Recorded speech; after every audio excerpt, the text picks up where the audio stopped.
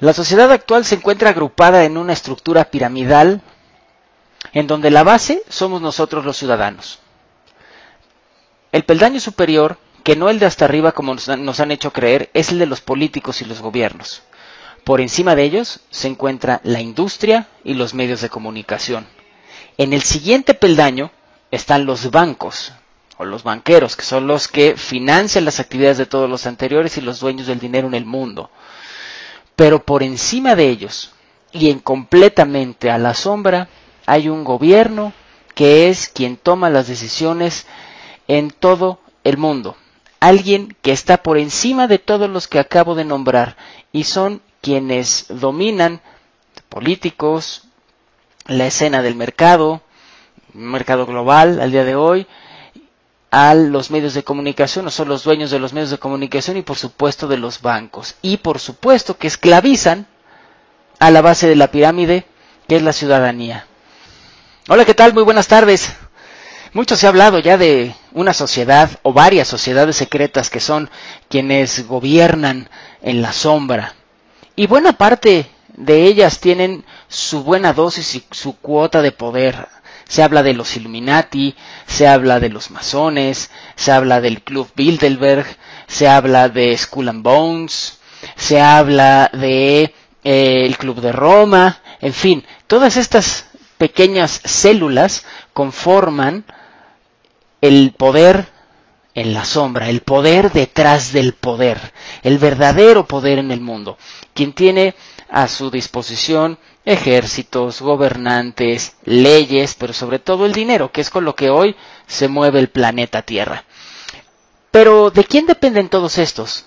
Porque en realidad es un monstruo de 1000 cabezas, esta gran medusa, un pulpo con muchos tentáculos, y cada uno de ellos, algunos de estos los acabo de mencionar, forman parte de una maquinaria todavía mucho más elaborada que todo esto. Se le ha achacado los males del mundo desde tiempos inmemoriales. Ni siquiera es en los últimos años, ahora con todo este asunto del nuevo orden mundial y demás, ¿no? El pueblo judío ha sido perseguido prácticamente desde que llegó a la tierra. A ellos se les achaca, o el que estén tras de todas estas células secretas. Pero hay solo una parte de razón en todo esto. Satanizar a los judíos por el simple hecho de serlo y por culparlos de que son los responsables de la maldad en el mundo es algo absoluta y totalmente incorrecto. Porque estamos metiendo en el mismo costal a todos quienes profesan una religión. Ya ni siquiera quiero decir a todos quienes tienen un linaje, porque pues ese linaje se perdió con los años. El propósito de este video es justamente tratar de decir qué tipo de judíos y qué judíos son los que están detrás del poder, porque es cierto, ahí hay un grupo muy importante, una corriente política de judíos que son quienes tienen el poder en el mundo, pero no lo son todos. Lo que vamos a hacer en esta primera parte de este video es saber cuáles son, quién es quién, y vamos a tratar de diferenciar primeramente entre judío y semita. Ustedes han escuchado seguramente esto del antisemitismo. Todo aquel que reniega de los judíos, todo aquel que los persigue, que los odia, ¿ok? Hitler era un antisemita, pues, ¿no? Aquel que perseguía a judíos. A Hitler se le utilizó justamente para crear todo esto del antisemitismo, y lo veremos en su momento. Pero, ¿qué es un semita? ¿Qué es? O sea, ¿de dónde viene esto de semita? Bueno, vayamos a la etimología de la palabra. Semita viene de Shem o Sem, que era el bisnieto de Noé. Los semitas son todos aquellos descendientes de Shem. Y estoy hablando de personajes de talla como los grandes profetas, David, Moisés, Abraham, pero también ahí estaban Ismael, también estaba Isaac y Jacob, por ejemplo. Jacob, que tuvo 12 hijos, que al final se convertirían en las 12 tribus de Israel. ¿Vamos bien? Todos estos grandes personajes del judaísmo, profetas y bueno, pues gente que hoy todavía los pocos que siguen estudiando la Torah consideran como pues los grandes representantes de prácticamente del pensamiento divino. Ellos fueron los profetas. ¿Qué es un profeta? Aquel que tiene comunicación con Dios directa. ¿Ok? Dios le habla y él le habla al pueblo de Dios. ¿Ok? A través de. Pero también cuando el pueblo de Dios tiene una duda, le dice al profeta y el profeta se comunica con el mismo Dios. ¿Ok? Estos son los semitas. Todos aquellos descendientes de este gran linaje. O sea, es una cuestión casi de raza, pues no, ya estamos hablando de un linaje. ¿Podemos decir que los semitas son judíos? No necesariamente. Todos estos que acabo de mencionar, todos estos en la Biblia, si ustedes revisan la Torah, el libro sagrado del judaísmo, ahora lo explico, a ellos se les refería, me refiero a Abraham, a David, a Moisés, se referían a ellos como los hijos de Israel, como el pueblo hebreo. El término judío no nace hasta que los judíos están en Babilonia, la gran Mesopotamia, que era el imperio de su época, con su capital, que era Babilonia, y en el cual pues hubo una extradición, digamos, de los hebreos que vivían en aquel momento en Palestina, o que antes todavía era Canaán. Se los llevan, por supuesto, nada más a los judíos intelectuales, a los judíos sacerdotes, no a los campesinos. Esos eran, por supuesto, la mayoría, pero no le interesaban a los babilonios. Se los llevaron a Babilonia, y es esta época de pues el sitio, ¿no?, en el que estuvieron ahí sitiados los judíos. Esta clase de judíos, una clase sacerdotal, una clase intelectual. ¿Ok? Bueno, fueron 3 generaciones las que pasaron en Babilonia, 3 generaciones completas las que pasaron en Babilonia, hasta que los persas, encabezados por Sirio, liberan a los judíos, o bueno, conquistan Babilonia, liberan a los judíos, es que aparece el primer judío mencionado, que es un tipo de nombre Mordejai. ¿Ok? A partir de ahí se les empieza a conocer como judíos, pero en realidad su origen no es el judío, de Judá, de Judea, ¿ok? No, es el de el semita, el Shem, los hijos y toda la descendencia de Shem, que era bisnieto de Noé. Bien, resulta que durante esta estadía judía o hebrea en ese momento en la Gran Babilonia, pues se dio un intercambio cultural muy importante. Recordemos, Babilonia era la capital del mundo en ese momento. Era absolutamente cosmopolita. Equivaldría a como si hoy pararas tú en Nueva York y estás parado en la Quinta Avenida o estás parado en el Central Park y de repente ves pasar a personas de todas las razas, de todas las religiones, de todas las etnias, hablando diferentes idiomas, etcétera. Una ciudad cosmopolita, lo mismo que si te pararas en el Piccadilly Circus de Londres o en el Soho, pues son ciudades absolutamente cosmopolitas. Eso era justamente la antigua Babilonia. Era la capital del imperio mesopotámico y era, bueno, pues prácticamente la gran ramera, ¿no? Era la ciudad del degenere. O sea, todo lo que hoy sabemos que pasa en las islas griegas, en verano, en Ibiza y todo eso, bueno, pues tiene sus antecedentes precisamente en la Gran Babilonia. Era la capital donde todos los excesos eran permitidos. Hago un apunte aquí. Los babilónicos, los mesopotámicos, eran ya monoteístas. Solamente creían en un solo Dios. Mucho que hablar para saber quién era ese Dios, porque su origen pone con los pelos de punta a más de uno, En otro momento lo haremos. Los judíos, antes de llegar a Babilonia, no eran monoteístas, eran politeístas. Y hay registros de esto en el Génesis y en todo el Pentateuco, en el que se puede observar perfectamente bien cómo los judíos eran politeístas. Cuando hablamos de los grandes profetas, que ya mencioné, hablamos de la ley de Dios. Dios le da al pueblo hebreo una ley. Mucho antes de que Moisés estuviera en el Sinaí escribiendo los mandamientos y todo esto que nos contaron, para entonces el pueblo hebreo tenía ya muchos años en el mundo y funcionaba con base a la ley de Dios. Se fue perfeccionando con esto de los profetas, pero aquí lo que vale mucho la pena entender es que esta ley de Dios se transmitía de manera oral, no estaba escrita.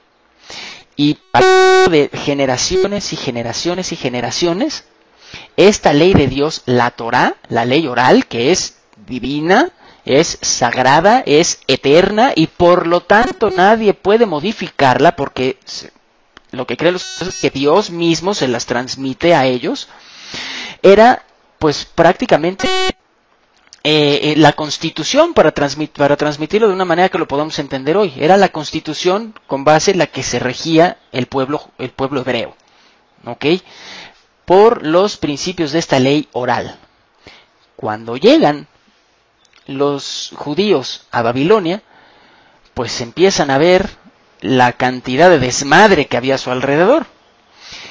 Los babilónicos, como eran, bueno, y los mesopotamios, los mesopotamios, como eran como muy liberales, eran, vamos, tenían la piel, vamos, muy suavecita, permitieron que los hebreos pudieran seguir manteniendo sus costumbres, sus usos y costumbres, como le llamamos al día de hoy. Ok, aquí no importa, ustedes pueden seguir creyendo lo que ustedes quieran y tener sus leyes, no importa, simplemente forman parte del reino y tienen que pagar tributo. Mientras lo hagan, crean en lo que se les hinche la maldita gana. Bueno, ¿qué hacer? Que ante un entorno tan moralmente relajado, por llamarle de alguna manera, o ser un degenere por todos lados,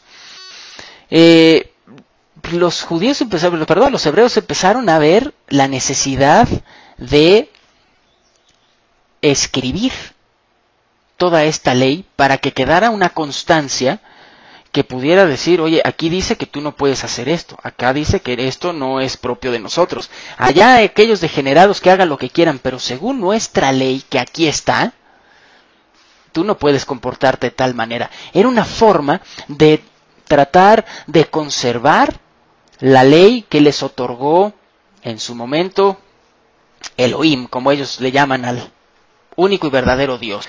Bueno, antes de esto estaba la tradición oral de la Torá. Pero alguien decía, oye, bien, pero en la época, o sea, hace 200 años, no teníamos las costumbres que tenemos hoy. La vida ha cambiado, la modernidad, ¿no? Las cuestiones de vivir en sociedad, etcétera, la tecnología de su momento, no sé, las cuestiones políticas, pues todo hacía que tuviera que irse adaptando. Por lo tanto, los rabinos decían, oye, sí, pero esto nos lo dijo Dios, y esto se puede adaptar a cualquier época. Hoy, los judíos que todavía siguen estudiando la Torá, pues se basan en eso, en la palabra de Dios. Pero ha habido una serie de adaptaciones a los diferentes tiempos que comenzó, digamos, con esto que se llamó la Torá de los ancianos, que es una Torá modernizada que se fue adaptando a nuevas épocas, pero que también era oral, no se escribió. Cuando se escribe la ley, en ese momento comienza a llamarse Talmud, y fue en Babilonia, ¿ok? Fueron 70 rabinos los que, sentados ahí en jardines colgantes, escribieron pues estas tradiciones para tratar de conservar pues la fe de su pueblo, ¿no? Sin embargo,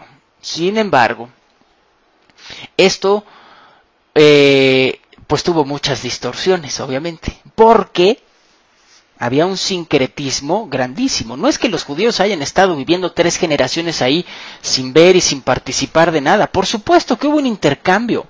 Entre ellos, a partir de ahí surge esta idea monoteísta de la religión judaica, ¿ok? A partir de ahí se le empieza a llamar judaísmo. Y a partir de ahí, pues el Talmud se convierte ni más ni menos que en la ley judía. Pasó a ser un texto sagrado, que no partía de la fuente original que era Elohim, sino de la interpretación de 70 rabinos que escribieron lo que en ese momento creyeron más conveniente para poder guiar a su pueblo. ¿Ok? Son 2 cosas bien distintas. Te preguntarás, bueno, ¿y esto qué tiene que ver con lo que estamos hablando de quién gobierna tras la sombra en este momento de la historia? Es que justamente esto es la base para entender quiénes son los que están sentados en el poder el día de hoy y cuál es la ley que emplean y utilizan para poder pues jalar los hilos de la humanidad. Hay un elemento más que vale la pena mencionar. Hablamos de la Torá, esta ley oral, divina, venida directamente de la fuente divina a los hombres, judíos por supuesto, o hebreos. Después de la ocupación en babilónica, bueno, surge el Talmud, que no es más que la interpretación ya humana de rabinos. Hay una parte en el Talmud en el que dice que los rabinos debatieron con Dios. ¿Y quién creen que ganó? Sí, los rabinos. Para que se vayan dando ustedes una idea de qué fue lo que pusieron ahí los ya en ese momento judíos, ¿no? Pero seguramente has escuchado por ahí la Cábala. Bueno, la Cábala no es más que una interpretación mística, y subrayo, mística, de la Torá, o sea, de la palabra de Dios, según la consideran los judíos, ¿no? Es una doctrina esotérica judía, que bueno, pues a la vez también es un movimiento esotérico y teosófico, en el que creen mucho los judíos, ¿no? Al decir esotérico, estoy diciendo oculto, oscuro, mágico y por supuesto pagano, ¿ok? Es, digamos, que en voz de un rabino dice que en la Cábala no es más que ocultismo disfrazado de espiritualidad. Todo este ocultismo que aprendieron los judíos en Babilonia, donde se hacía magia y donde se tenían ya muchas tradiciones paganas, esotéricas, místicas y demás. ¿Ok? Entonces, la Torá, el Talmud y la Cábala no son la misma. Prácticamente hoy, el 85% de los judíos en el mundo practican Talmud y Cábala, disfrazados en algunos casos de Torá, en otros abiertamente. Los grupos de estudio de Torá cada vez son más reducidos en el mundo. Y ni siquiera tendrías que ir a Israel a encontrarte con estos grupos que estudian la Torá, porque ahí es donde menos los vas a encontrar. Adelantemos ahora un poco la historia. Vamos a los años 700 y 800 después de Cristo.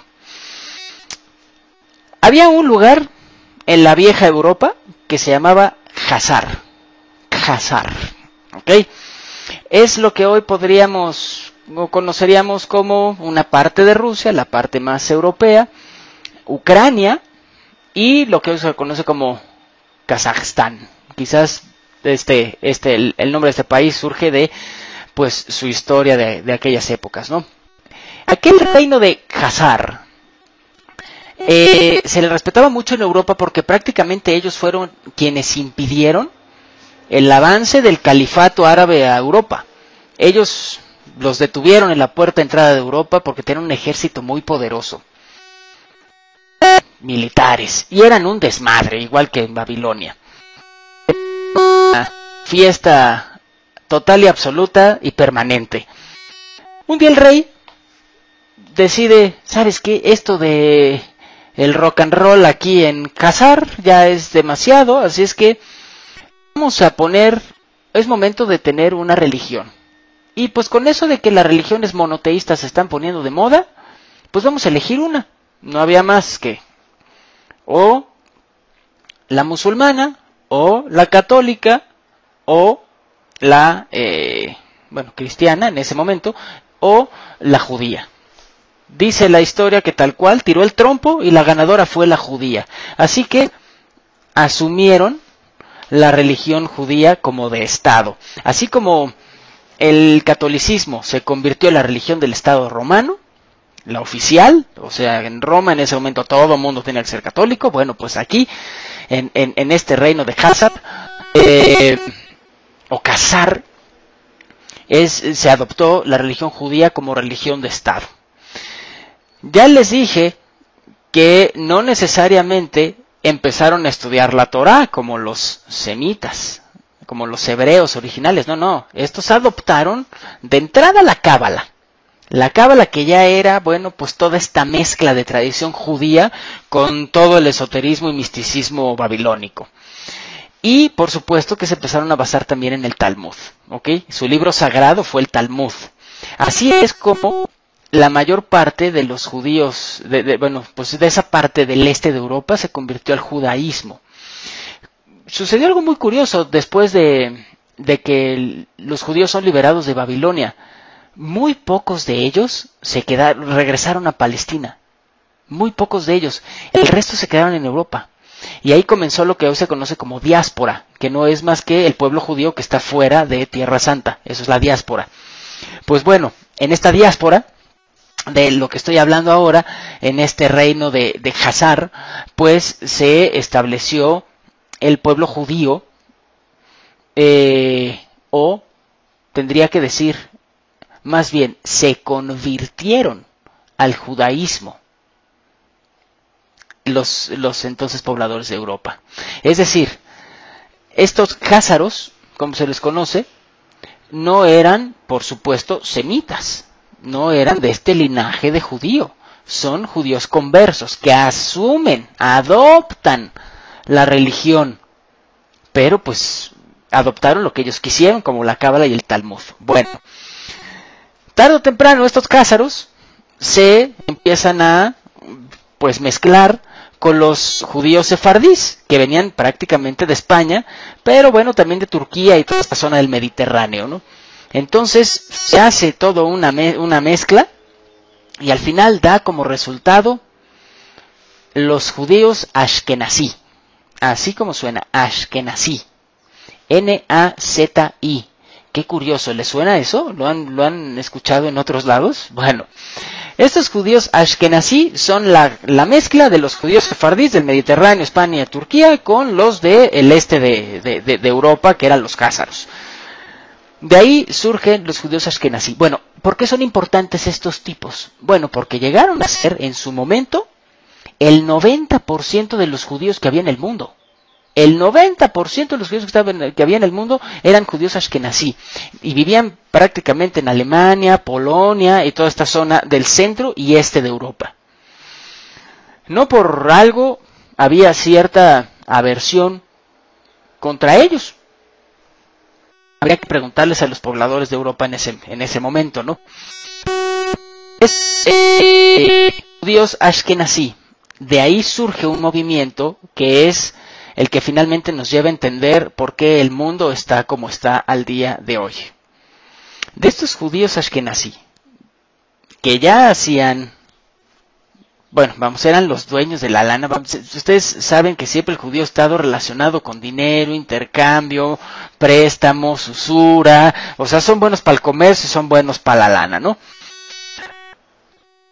Desde más de un siglo antes, surge una familia muy poderosa que es la familia Rothschild, de la cual le vamos a dedicar también su tiempo para entender quiénes son y de dónde vienen y que conozcan por qué son tan poderosos hoy en día. Pero estos judíos ashkenazí empezaron a decir, tenemos que regresar a nuestra Tierra Santa. O sea, nosotros tenemos control de la lana, pero no podemos hacer política, no podemos hacer leyes, porque vivimos, digamos que prestados en países distintos que no son el nuestro, donde no podemos poner nuestras propias leyes y desde ahí hacer política no solo interior, sino exterior. Surge un movimiento que se llama sionismo, dentro de la célula de estos judíos ashkenazí europeos. Este sionismo es este movimiento político que buscaba regresar al pueblo judío, ya no hebreo, judío, a Tierra Santa, ¿ok? Para desde ahí fundar un estado que les permitiera, tal cual, literal, tomar el control del mundo. Bien. En 1895, finales del siglo XIX, un tipo de nombre Theodor Herzl fundó este movimiento sionista. 2 años después, bueno, miento, antes de esto, en ese mismo año surge el libro que prácticamente es el fundador, ¿no? El libro fundador del movimiento sionista, que es el Estado Judío, así se llama, en el que se propone la creación de un Estado. La primera vez que se hablaba de que hablar un Estado, o sea, de que Israel, de que los judíos deberían tener un Estado. 1895, o sea, estamos hablando de hace muy poco tiempo. Antes, el pueblo hebreo no tenía la necesidad de tener un Estado. Es este tipo, con ese libro, el que dice que la creación de un Estado era el que iba a resolver el problema judío. Así le llamó, el problema judío. Bueno, 2 años después, para 1897, surge el primer Congreso Sionista Mundial. ¿Ok? Esta es una reunión de los sionistas que se lleva a cabo en Basilea, en Suiza, del cual se determina cuál iba a ser el territorio para crear ese estado. Ya había habido algunos intentos, se estaba por ahí coqueteando con algunos lugares en América Latina, otros en África, quizás otros en Europa, hasta que finalmente dicen, no, por simbolismo tenemos que ir a Palestina. Esa es la tierra que nos heredaron a nosotros. Recuerden, estos ni siquiera son hebreos, estos son judíos conversos.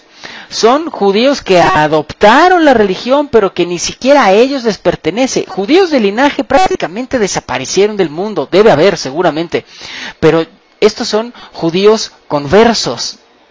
Y de repente dicen, vamos a ir a Palestina, en donde solamente vivía el 1% de judíos. O sea, de toda la población palestina, el 1% eran judíos. El resto, por supuesto, mayoría musulmana y algunos cristianos también. Y estos tipos, por sus barbas, dicen, vamos a Palestina.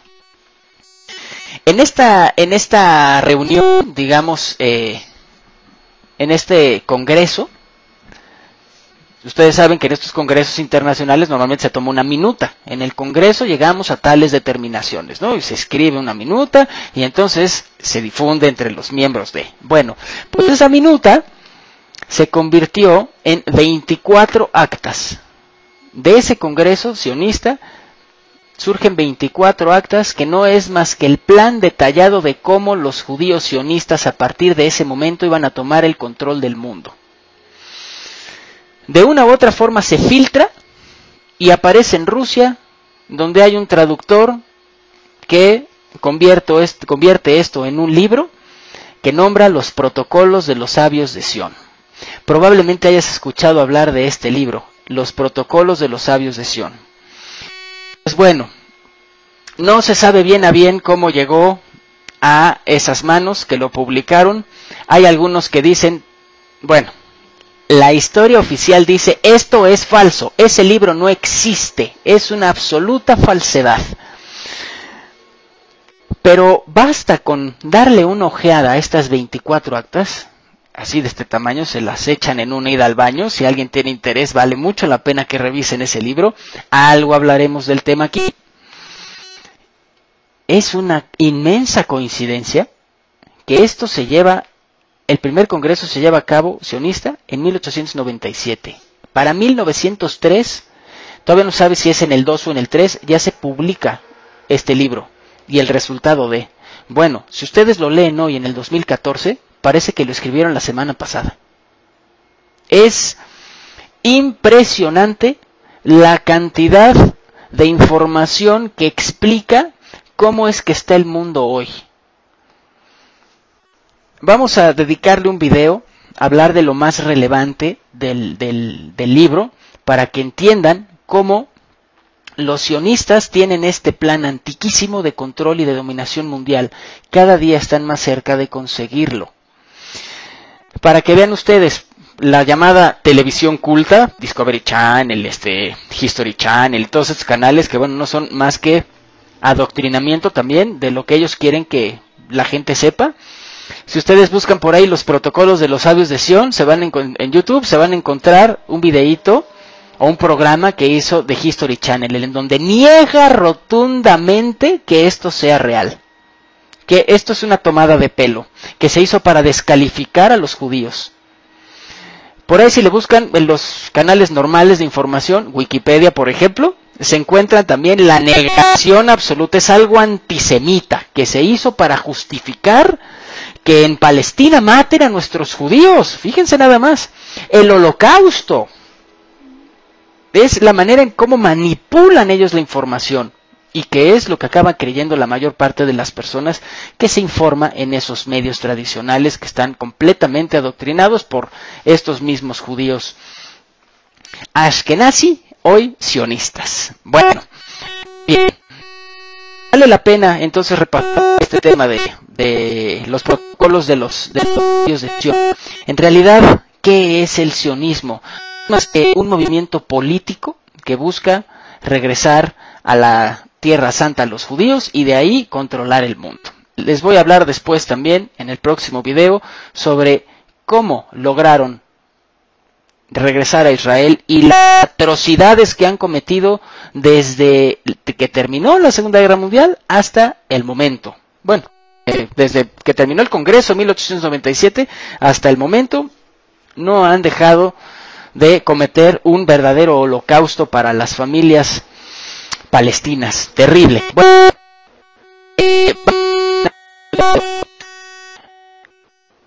para que entiendan bien, los judíos ashkenazí llegaron a tomar el control del judaísmo prácticamente. Son los judíos sionistas. Eran los que tenían el dinero. La familia Rothschild es judía ashkenazí, también por adopción. Aunque en realidad hoy son jesuitas. Ojo, pero tienen un pasado judío. Eran ashkenazí. Estos mismos tipos crearon el comunismo. Todo el movimiento bolchevique y la revolución rusa es producto de los judíos ashkenazí, de los sionistas. Hitler y todo el nacionalsocialismo es producto también, y el holocausto por supuesto, es producto del sionismo. Fue un plan para poder, primero crean para poder controlar el mundo. Primero crean el comunismo para dividir al mundo y justificar las guerras. Acuérdense, se trata de financiar ambos lados de la guerra. Los Rothschild son los judíos sionistas que están atrás, que tienen todo el dinero, los dueños de los bancos, entonces le prestan a uno y al otro. Así entonces se justifica todo lo que hubo detrás de la Guerra Fría. El nacionalsocialismo, fíjense qué curioso, nacionalsocialismo, y se conoció como el partido nazi, N-A-Z-I. ¿Cómo les conocemos a estos judíos sionistas? Su pasado o su origen es el Ashkenazi, N-A-Z-I. ¿Será mera casualidad? Vamos a creerlo. Les recomiendo que no lo crean. Vamos, el holocausto, nadie le tocó un pelo a los judíos sionistas. Nadie le tocó un pelo a todos aquellos judíos ashkenazí que decidieron formar parte del sionismo político. Todos los demás fueron destruidos. Hay declaraciones de sionistas que han hablado de que en Egipto y en Alemania nazi murieron nuestros paisanos más débiles. De ese tamaño, de ese tamaño. Exterminaron a todo aquello que no estuviera de acuerdo con los planes de dominio mundial. 6 millones, yo lo dudo, Se dice que no había 6 millones de judíos en todo el mundo, mucho menos en esa parte de Europa. Que si bien era el 90%, no llegaban a 6 millones. Hubo muchos que vivieron. ¿Con qué repoblaron Israel? Bueno, Palestina, y que se convirtió en Israel. Con esto del holocausto, justificaron el llegar a Palestina y ocupar el territorio. Cualquiera diría, oye, espérate, imagínate que llegan a tu casa y te dicen, oye, este terreno me perteneció a mí porque Dios me lo regaló hace 5 millones de años. Y entonces te sacan. Sí, obviamente te vas a defender. Te defiendes, pues guerrita, ¿no? Y entonces matan a tu familia, te dejan en la calle, etcétera. Eso es lo que hicieron estos tipos. Eso es justamente lo que hicieron estos tipos. Pero como sabían que se les iba a aventar el mundo encima por todo lo que están haciendo. Uno, tomaron el control de los medios, que ya para entonces ya lo tenían, y contaron una historia que los malos son los árabes y los musulmanes, ¿no? Ellos son las pobrecitas víctimas de toda la vida, los perseguidos y los que siempre han vivido en cautiverio por muchos pueblos. Pobrecitos. Y dos, crearon las Naciones Unidas para desde ahí entonces tener el control o empezar a tener el control de la política internacional. Crearon las Naciones Unidas, por supuesto, pero bueno, pues les digo, también crearon aparte otras agencias como la OTAN, el Banco Mundial, el Fondo Monetario Internacional y todo esto para hacerse del control financiero también del mundo. Pero también crearon una agencia que persigue el antisemitismo y la negación del Holocausto. Hoy en Europa te puedes ir a la cárcel si niegas el Holocausto. Hoy en Europa te puedes ir a la cárcel si dices pinches judíos. O sea, fíjense a qué grado. Con eso callaron la boca de todo mundo ante la crítica del verdadero Holocausto, que es el que ellos cometieron contra su propio pueblo y que están llevando a cabo contra el pueblo palestino en Israel y el que están llevando a cabo con la humanidad. Ojo, no son los hebreos. No son los hebreos, son los judíos sionistas, porque aparte hay ortodoxos, ultraortodoxos, megaortodoxos, o sea, vamos, hay muchas ramificaciones del judaísmo. El judío sionista, el político, el que quiere un Estado, el que quiere la dominación del mundo, ese es el cáncer.